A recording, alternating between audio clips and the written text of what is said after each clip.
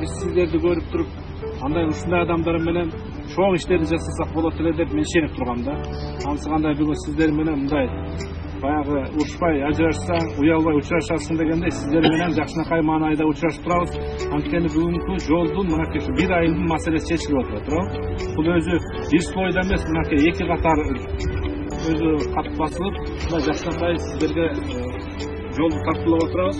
Мына өзүңүздөр демилге кылып, ушу жергиликтүү тургундардын техникасы менен асфальт ташып келип, бир топ жумуштарды жасап, жакшынакай жолду бүтүрүп отурабыз. Ошондуктан эмне дейт элем, урматтуу жергиликтүү тургундар, урматтуу бир туугандар, аксакалдар, жолуңар кут болсун. Мына өзүңүздөргө белгилүү болгондой, биздин жол тосконубузга 6 жыл болду. Ушул жерде канча аксакалдарыбыз, канча энелерибиз сыздап, ушул жерде жол тосуп, биз чаңда калып кеттик деп ыйлап турушту. Мына ишибиз 4 айда ишке ашты.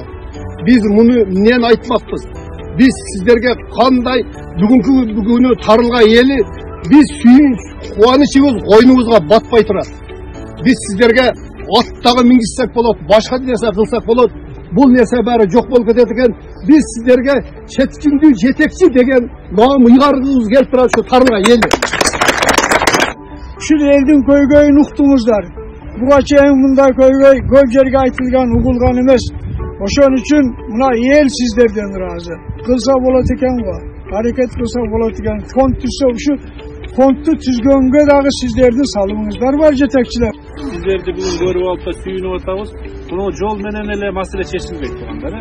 Bирок ушул жерден элдин коопсуздугу дагы бир маселе.